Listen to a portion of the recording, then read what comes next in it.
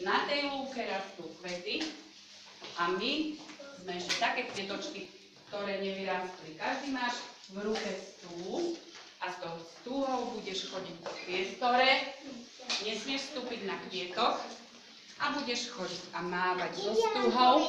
A keď Laura povie červená farba alebo červený kvietok, tak sa postavíš v blízkosti všetci ku červenému kvietku.